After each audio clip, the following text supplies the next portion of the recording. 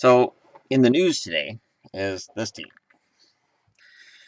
and so it's been unusual watching one of the best teams the first quarter. They're not falling off like they did last year, right? These are going relatively well, but there's a storyline that started to develop that I felt I'd talk about now because you wait after one game, you don't get upset. At least you shouldn't. But if you carry Price, you do. And if you're a fan, you shouldn't. Not off the first game. And you shouldn't get upset with Price ever if you're a Montreal fan, but you got to start worrying. See, Carey Price is one of those guys. He is a player who is, above all else, one of the greatest goalies in the game. Now, the funny thing is, before the season started, I would have said the greatest. Before the season started, I would have said absolutely, easily the greatest. Right now, he is still one of the greatest goalies in the league. But his stats are slipping. His last 5 games, so he allows 7 goals and a loss to Minnesota. He allows 4 goals and a loss to Washington. He allows 3 in a win over Toronto. He allows 1 in a win over Nashville. He allowed 4 against Pittsburgh. No decision there. So, his stats are kind of a little off. Here's the thing, though.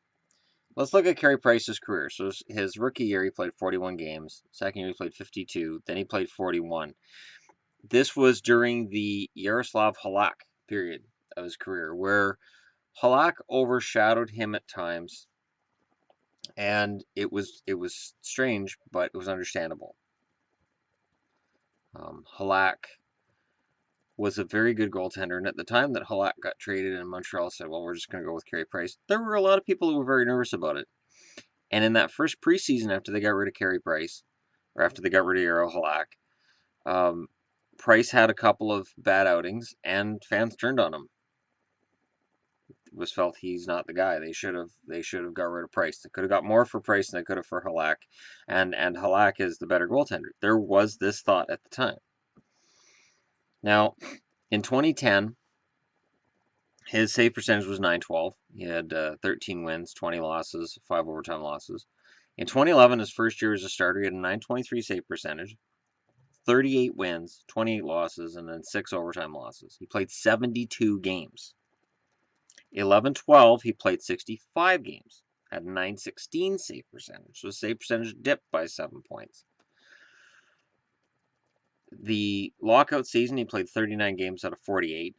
And the lockout season was really good for goaltenders because they could play every game during the season or close and not get as fatigued as they would during a normal season. Still, his save percentage was .905, so not great. And then in 13-14, he played 59 games, .927 save percentage. And then 14-15, he had 66 games played, 44 wins, .923 save percentage, 9 shutouts. And then last season, he only played 12 games, but he had a .934 save percentage, 2.06 goals against. What he's done over the last 3 years is he's set the bar so amazingly high. But what's also happened with him, but what else has happened is that, okay, so he played 12 games last year because he was hurt. At the start of this season, he plays in the World Cup, plays well, and everybody said, great, he's back, he's the guy, this is the guy that Montreal needs. And this year he's got 20 wins, 7 losses, 4 overtime losses. He has a .922 save percentage and 2 shutouts. His overall stats have been very good, but he's admitted that with the World Cup and playing the condensed schedule, he's tired. So what started out as he's mad at his coach, which is where he was the first game. So this started to fall apart for him. How far back am I looking for that? Goals against.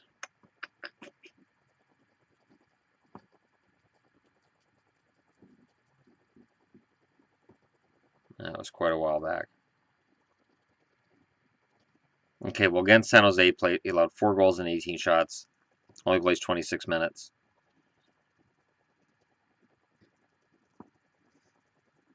He allowed 1 goal on 21 shots against Washington. That's December 17th. Then he beats Anaheim with 1 goal allowed. But he only faced 13 shots in the Anaheim game. But he's lost to Minnesota twice. He allowed 3 goals and 26 shots against Minnesota on the 22nd. And then last night, it's just, the skies opened as far as Minnesota's concerned. And just pucks rained down, and they were able to put 7 of them behind Carey Price. My point is this. Price is still one of the best goalies in the league. He's having a rough stretch. Because he set the bar so high over the last few years, because he's consistently been great, the expectation is he can still do that. The thing is, the drop-off between him and Montoya is there. It's a real thing. And for Montoya, the pressure in Montreal is going to be a little bit higher than what he had last year in Florida, even though he's backing up Luongo, who's the best goalie of his generation. And so for Carey Price right now, I feel for the kid. He's playing against some really good teams. Washington, Minnesota twice, Pittsburgh. Tampa's a better team than the way they're playing. Nashville's desperate. And Toronto was up and coming at the time they played them. And he's had wins along the way. And Montreal as a team has done okay. The results are still there for Montreal. So for people who say, well, they have to have Carey Price playing, with a .935 save percentage clip for them to win, that's been proven false. They don't. And I will give Carey Price this. They haven't had Galchenyuk or Desharnais. It has forced Montreal, with the injuries they've had, to dip into the AHL team a little bit more than they want to. So it's one of those tricky things right now with Carey Price. Do I think he'll pull out of it? Absolutely. Do I think he's a goaltender who can continue that .935 save percentage every single year? No. Because I don't think there's a goaltender who can. Not every year. You look at Corey Crawford in Chicago, he's had down years. Even down playoff years, Corey Crawford's had down years. Henrik Lundqvist, the guy's amazing. He's had rough patches. Luongo had plenty.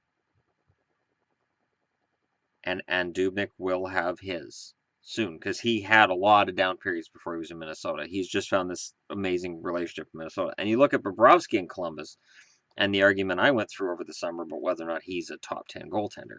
And I don't think anybody would argue that right now. I think everybody would say, oh yeah, he's a top 10 goaltender. Braden Holtby in Washington has not always been stellar. He's always looked like he has the potential, even on a downswing. And what I like with Holtby, and what I like with Price, and what I like with most of these guys is, when you are at that level, your ego's huge. You believe that if you, and he said after the 7-1 loss, he was approached in between the second and third period and asked, do you want to go out for the third? And he's like, of course. And he said something I really liked him saying. He said, the rest of the team doesn't get the choice about whether or not they get pulled out of the game. So I should stay in there for the whole game like they do. I'm paraphrasing. But essentially said, if they play the whole game, so do I. Love that attitude. And he said, if a puck goes in, I reset and get ready for the next one. And he does. But they have to be careful, because playoff time, we're halfway through the season, and come playoff time, you want Carey Price to be that .935 save percentage goaltender. And he's tired. You look at the highlights, you look at the goals he's allowing, he's either tired or he's mad. Because he says physically he's fine. So this is either mental or it's exhaustion. And I don't know which one it is, because I can't get in Carey Price's head. He's a goaltender. I wouldn't even want to look around in there. Goaltenders, they're very strange individuals. The guy who says, I'll go in net and take all those rubberized frozen pucks to the face, that's the guy that you make your best friend, because he's the one who might get a gun someday. But I digress. When you're looking at goaltenders, you're looking at a crazy bunch.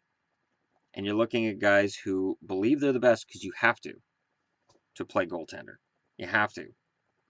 You have to believe you can stop everybody in every shot. You have to be that competitive. But it can bite in the ass. I remember Luongo, I think it was during the 07-08 season. And then I think the 09-10 season as well. Roberto Luongo would tweak a knee and or he'd have a lingering injury and he wouldn't admit it to anybody. Dan Cloutier, I've mentioned in many videos before. Dan Cloutier did that in Vancouver too. The competitive spirit of goaltender means that they'll go down and shoulder whatever it is. They'll go, oh man, that doesn't feel right, but I'm not saying anything because I'll be fine. So then their play starts to drop, and you ask them, "Are you okay?" "I'm fine." "No, I'm fine. I had this thing in my shoulder a couple weeks ago, but that's an excuse. I'm not going to use that as an excuse." So even if Carey Price was nursing some sort of an injury that's affecting his ability to move towards pucks or play them in a certain spot, I don't know that he necessarily would tell you. And it's not that he's a liar, and it's not that he's it's not the ego speaking as much as it's the I can do it spirit. We've all had those moments where we go, no, I'm fine. I'm fine. I can do this. And he could be having one of those moments. And it's on the training staff to keep an eye on him. It is on the coach to keep an eye on him. It is on the entire Montreal organization to keep an eye on him, because while I've stated over the last couple of weeks they haven't needed Carey Price to be at that level to stay first in their division, they need him to be at that level if they're going to do anything in the postseason. Because the postseason's a whole other beast. So I figured I'd cover it and I'd discuss it because it's there, and it's the sample size has got bigger. We are now beyond him being upset with one bad game. We are beyond any kind of a finger pointing scenario that he can do. I mean, you can argue whether or not they're allowing more shots from prime areas than usual. That's arguable. But his stats have started to suffer, and that shellacking by Minnesota, that has to be a wake-up call at the very least for Therien, that if your goalie isn't hurt, he might be fatigued. You might want to consider, if they play back-to-backs, you play Montoya, of course, in one of the two. But maybe if let's say you play on a Saturday and you put Carey in net and your next game's not until Tuesday, maybe you put Montoya in net for that one. And if the game after that isn't until Thursday, then you give Carey Price like a good 5 days off. And they've got the break coming up for Montreal too, but in between now and then, because the break isn't for another month for Montreal, you give Price a little bit of time, and maybe you keep an eye on him in practices. Not because you think he's lying or anything like that, but because that is your number one asset. You have to protect it. And it's not just goalies either. I remember Marcus Naslund after he took the Steve Moore hit. I always felt like his shot wasn't as good after that, and I always wondered if he was hiding something that happened that came out of that injury. That something just didn't seem right, or maybe there was another hit Marcus Naslund took, because, man, once his wrist shot went, it was just gone, and I couldn't figure out where it happened, but you could see a total difference in Marcus Naslund's game from one week to the next, and it just dove from there. So star forwards do it too, where things just start to fall apart and you're not sure where it is. So we'll see. Like I said, Carey Price is denying anything's wrong, and people are like, well, he's healthy. It's just got to be that he's tired. Okay, I'm saying it could be both, and he may not admit that he's hurting. And you can hurt from being fatigued too. You can be putting on those pads and going, oh my God, I got to play again already. Oh man, all right. And then you put on your game face and you go out there and you do it. And he's played like a superhuman, but he is a man. So we'll see. Let me know in the comments below what you think. I've watched some Montreal games. I've seen some of what's been going on. I watched the highlights of the Minnesota game from last night. I didn't watch the actual game. Minnesota definitely seemed like anything they shot went in, but Minnesota has that kind of offense right now, and they're just clicking. So, we can chalk it up to a bad game, but it's been going on for a few weeks here. And at some point, something has to give. And we'll see if Montreal has the courage to if they need to, intervene and say, hey, Carey, we're going to give you some extra time off because we think you're tired or something else is going on. Again, that's a conversation they can have with him because he'll straight up say, I don't need time off. Luongo is big on that too. I don't need time off. I can play 70 games a year. Even though Luongo played better when he only played 50 a year, he refused to admit he needed any nights off. Because as a goalie, not only will they say, I want to play the whole 60 minutes because the whole team has to be in that game, they'll say, I want to play every single game. Every starting goaltender in the NHL wants to play 82 games a year. It is up to the coach, it is up to the trainers, it is up to the management team in general to make sure that a goaltender's minutes are managed just as much as you're managing the minutes for your number one defenseman, for your forwards, for your stars, for everybody. That everybody's ice time is watched, because winning in the regular season is great, but it's the wins from mid-April on that you're really, really concerned about. So if you're just browsing through, don't forget to hit like and subscribe. And I'm going to put a link in this video to a video put out by Phil DeFranco recently. There's a new feature on YouTube for channels called On the Rise. So for channels that have 1,000 subscribers or higher, they're manually picking out channels that they feel performing well and not getting subscriber counts like the big channels that they're promoting on the main page.